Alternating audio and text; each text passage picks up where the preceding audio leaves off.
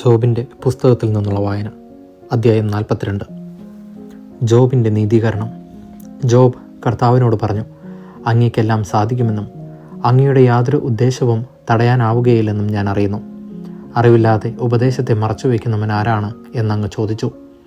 എനിക്ക് മനസ്സിലാകാത്ത അത്ഭുതകരമായ കാര്യങ്ങളെക്കുറിച്ച് ഞാൻ പറഞ്ഞുപോയി. കേൾക്കുക, ഞാൻ സംസാരിക്കുന്നു. ഞാൻ ചോദിക്കും, നീ ഉത്തരം പറയണം എന്ന് അങ്ങ് പറഞ്ഞു. അങ്ങയെക്കുറിച്ച് ഞാൻ കേട്ടിട്ടേ ഉണ്ടായിരുന്നുള്ളൂ. എന്നാൽ ഇപ്പോൾ എൻ്റെ കണ്ണുകൾ അങ്ങയെ കാണുന്നു. അതിനാൽ ഞാൻ എന്നെ തന്നെ വെറുക്കുന്നു.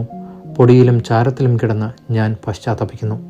കർത്താവ് ജോബിനോട് ഇങ്ങനെ സംസാരിച്ചതിനു ശേഷം തേമാന്യനായ എലിഫാസിനോട് അരുളി ചെയ്തു, എൻ്റെ ക്രോധം നിനക്കും നിൻ്റെ 2 സ്നേഹിതന്മാർക്കും എതിരെ ജ്വലിക്കുന്നു.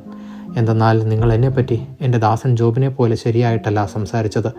അതിനാൽ ഇപ്പോൾ തന്നെ 7 കാളകളെയും 7 മുട്ടാടുകളെയും കൊണ്ട് ജോബിൻ്റെ അടുക്കൽ ചെന്ന് നിങ്ങൾക്ക് വേണ്ടി ദഹനബലി അർപ്പിക്കുവിൻ. എൻ്റെ ദാസനായ ജോബ് നിങ്ങൾക്ക് വേണ്ടി പ്രാർത്ഥിക്കും. ഞാൻ അവൻ്റെ പ്രാർത്ഥന സ്വീകരിച്ച് നിങ്ങളുടെ ഭോഷത്വത്തിന് നിങ്ങളെ ശിക്ഷിക്കുകയില്ല. നിങ്ങൾ എൻ്റെ ദാസനായ ജോബിനെ പോലെ എന്നെപ്പറ്റി ശരിയായിട്ട് സംസാരിച്ചില്ല. തേമാന്യനായ എലിഫാസും ഷൂഹ്യനായ ബിൽദാദും നാമാത്യനായ സോഫാറും കർത്താവ് പറഞ്ഞ പ്രകാരം ചെയ്തു. കർത്താവ് ജോബിൻ്റെ പ്രാർത്ഥന സ്വീകരിച്ചു.